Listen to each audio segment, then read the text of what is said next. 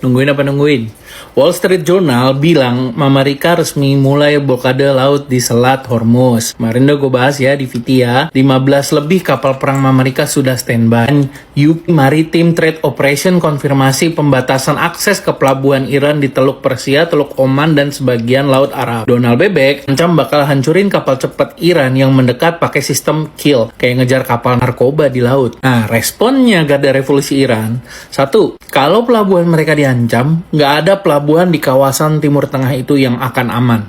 Dua, Angkatan Laut Garda Revolusi Iran bilang kapal militer yang mendekat sama dengan pelanggaran gencatan senjata. Peter Magyar, Perdana Menterinya Hungaria yang baru, katanya udah mempermalukan Donald Bebek di depan umum. Dia bilang gini, saya nggak akan nelpon Trump dari pihak saya. Kalau Donald Trump mau kerjasama sama Hungaria, ya pemerintahnya telepon gue lah. Ngomong sama gue langsung, ngapain gue harus hubungin mereka? Gue rangkumin beberapa poin terkait kesepakatan antara Indonesia dan Amerika Serikat di sektor pertahanan. Satu, mempererat hubungan militer dengan meningkatkan intensitas latihan gabungan bersama antara kedua negara seperti Kopwes, Super Garuda Shield ya kayak 2025 kemarin, Keris Marek, Platex, dan keterlibatan dalam Rimpak. Dua, memperbanyak kerjasama di bidang industri khususnya terkait Alpal Hankam, alat peralatan pertahanan dan keamanan seperti alutsista yang bersifat krusial untuk pertempuran asimetris, deteksi bawah laut, perperangan konvensional, udara, laut, dan darat, dan pendidikan militer dan bidang pertahanan.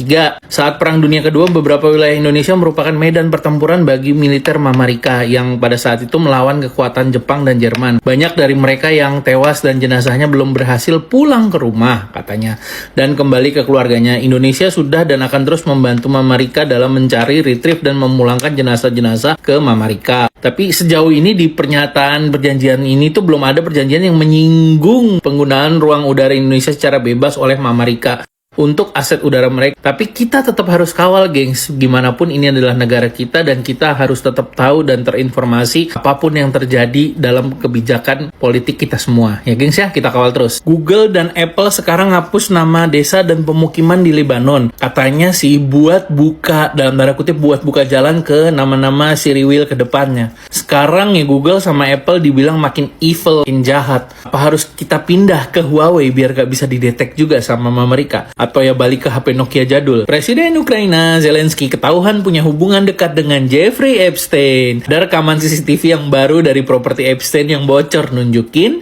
Zelensky pernah ada di pulau pribadinya dan ketemu dalam situasi privat. Ngomongin apa mereka? Seorang sandera perempuan Siriwil yang dibebaskan sama Hamas bilang, aku takut bakal diperkosa, tapi justru kebalikannya. Mereka kasih aku hijab buat nutup badan. Buat mereka perempuan itu suci, kayak ratu. Mereka juga bilang mereka percaya sama Quran dan gak bakal nyakitin kami. Menlu China ngegas. Dia dikasih catatan sama Benjamin Netanyahu waktu konferensi pers, tapi dibalikin lagi. Netanyahu bingung dan manggut-manggut kesel. Diliatin balik dong sama Menlu China. Apa lo? Terus Netanyahu, ya aduh gimana ya, kata Menlu Cina, emosi. Masalah buat lo. Seakan-akan mukanya ngomong gitu. Katanya mau isolasi Iran dari dunia, tapi malah kebalik. Prancis Macron nolak 13 kali. Itali Giorgia Meloni, mbak cantik itu, nolak berkali-kali. Spanyol, Bang Pedro Sanchez nolak 5 kali. Belum ada pemimpin negara adidaya dipermalukan kayak gini. Kesalahannya dia cuma satu, ngeremehin Iran. Itu aja. Dari One India, kapal mata-mata Liawang 1 milik China dilaporkan lagi berlayar dekat Oman. Fungsinya, dia ngumpulin data intelijen, radar, sinyal militer, pergerakan kapal dan pesawat, dan yang kedua, bisa mantau aktivitas militer di kawasan Timur Tengah dalam radius luas. Dan data real time itu dibagi ke Iran. Kapal tanker milik China, Rich Starry, dilaporkan melintasi Selat Hormuz hari ini. Melenggang kangkung, dah lewat gitu aja. Mereka tetap lewat meskipun ada sanksi dan blokade Amerika. Ya iyalah, dia lewat melenggang kangkung gitu aja. Udah jelas dia matuhin apa yang diminta Iran. Dia ngikutin peta navigasi biar nggak terkena ranjau. Dan di sana juga udah ada angkatan lautnya China. Kalau kapal ini kenapa-napa, ya bisa bentrok sama Mama Rika. Dan Mama Rika sebenarnya nggak mau bentrok sama China, maunya neken Iran doang. Iran Media 24 bilang komandan ISIS Libya yang tertangkap Abu Hafs disebut ternyata adalah Benjamin Ephraim, yaitu warga Siriwil yang beroperasi di unit khusus Mossad. Perintah Donald Trump blokade penuh Selat Hormuz ke angkatan lautnya Mama Rika, China langsung warning balik, jangan sentuh kapal gua, kalau nggak gue bogem. Plot twistnya ya tadi gue bahas kan, kapal tanker Cina udah lenggang kangkung lewat gitu aja, nyantuy coy. Bener-bener gak peduli sama tekanan Mama Rika. Nih ya gengs ya, kekuatan kapal lautnya China, dia punya 841 kekuatan kapal laut China. Rusia sendiri punya 747, Mama Rika punya 465, dan India punya 343, Korea Utara punya 332, dan Thailand punya 304. Ini semua total jumlah kapal angkatan lautnya, baik gede maupun kecil. Dikutip dari European Commission, negara-negara Uni Eropa 26 dari 27 negara udah menangguhkan perjanjian dagang dengan Siriwil. Satu lagi siapa tuh yang belum? Dan kalau udah ketok palu, Siriwil kehilangan akses istimewa ke pasar terbesar mereka di Uni Eropa yang menyumbang 32% devisa ekspor Siriwil. Jadi ekonomi Siriwil ini bakal digerogotin. Kabar dari Ruski Media, Rusia mengkonfirmasi Iran akan menerima tambahan 16 jet tempur U-35 atau Sukhoi 35 generasi 4.5 yang paling cepat sekitar nanti delivernya 2026 pertengahan. Selama 3 tahun terakhir, Angkatan Udara Iran udah latihan pakai Yak-130 dan Sukhoi 35 buat siapin pilotnya untuk maju ke medan laga. Dan ini dilansir juga oleh Army Recognition bahwa Rusia memang sedang produksi 16 unit Su-35 untuk Iran dengan target pengiriman bertahap dimulai dari pertengahan 2026. Valid. Hari ini ada interview media sama media Mama Rika. Nah, si pembawa acaranya bilang, apakah warga kami aman di penjara Iran? Dijawab sama Babang Abbas Araghchi, kalian ada rencana ngebom penjara kita nggak? Dibalas sama news anchor Amerika, nggak ada. Kata Babang Araghchi, kalau gitu mereka aman. Menurut Ngana, Iran sama kayak Ngana.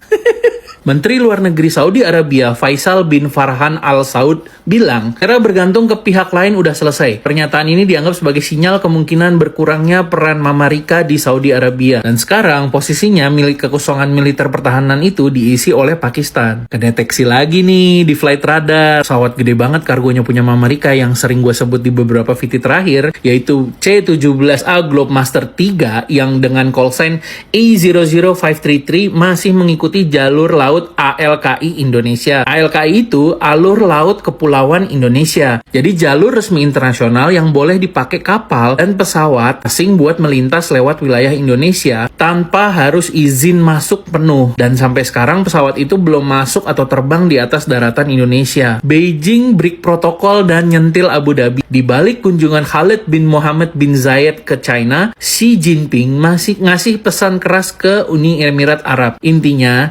persahabatan sama Uni Emirat Arab itu ada batasnya dan nggak boleh sampai ikut campur hubungan China sama Iran. China juga nolak mentah-mentah kalau Uni Emirat Arab coba ganggu aliansi mereka dengan Iran. Sulut Sinema. Kapal perang paling kuat, paling keren di dunia, disebut lagi muter jauh, kedetek sama intelijen Rusia.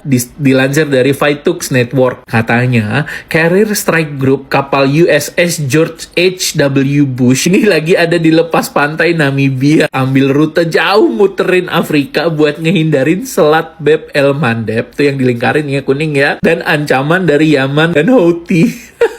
Ada kok beritanya juga di USNE News. Intinya ini bukan lewat jalur cepat, tapi malah muter. Takut ya sama Yaman. Angkatan Laut Rusia ngasih warning keras ke Siriwil. Mereka minta serangan di sekitar PLTN atau pembangkit listrik tenaga nuklir Bushehr di Iran dihentikan. Kalau enggak, risikonya kita nggak sanggung-tanggung dan nggak akan takut untuk memakai rudal nuklir kita. Alasannya kenapa? Karena satu, ada masyarakat Rusia sipil bekerja di lokasi PLTN. Udah wajar dong Angkatan Laut melindungi asetnya sendiri atau rakyatnya sendiri. Dua, serangan dianggap melanggar norma internasional. Jadi perusahaan nuklir Rusia, Rosatom, udah mulai evakuasi ratusan teknisi mereka yang bekerja di pembangkit nuklir Itu Korsel udah mulai kehabisan minyak dan udah mulai negosiasi langsung sama Iran buat urusan minyak dan kapal mereka. Tujuannya beli minyak Iran yang lebih murah, 2, dikeluarin kapal mereka boleh lewat Selat Hormuz, 3, dapat jaminan dari Garda Revolusi Iran untuk dapat jalur aman. Faktanya,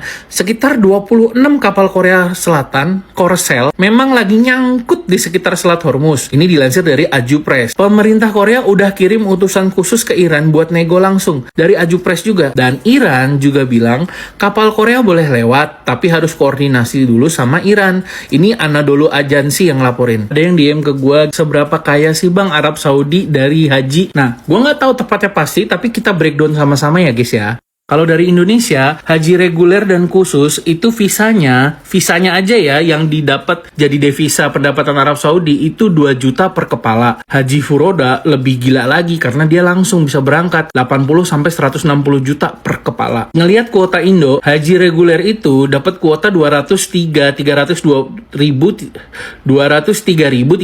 orang. Haji khusus dapat kuota 17.680.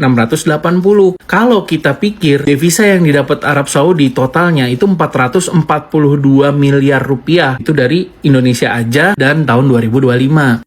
Nah, kalau dari tahun 2025, total yang diterima itu kuota hajinya yang diterima Arab Saudi itu 2 juta orang. Ya, 1,8 juta orang itu secara internasional dan 200 ribu orang itu untuk domestiknya di Arab Saudi. Nah, kita itu dapat 1.000 kuota haji per penduduknya 1 juta muslim. Artinya Indonesia itu dengan penduduk 200 jutaan muslim dapat kuota ya 200 ribuan. Dengan asumsi seperti itu, kita lihat 2 juta orang dikali 2 juta rupiah, yaitu sekitar pendapatannya 4 triliun itu dari kuota haji secara global tahun 2025. Walaupun 4 triliun kesannya gede, itu cuman dari visa aja. Padahal Saudi Arabia juga dapat jauh lebih gede lagi dari hotel, transport, catering, airline. Dan kalau belanja, beli jam-jam, beli parfum, dan lain-lain, kan ada pajaknya.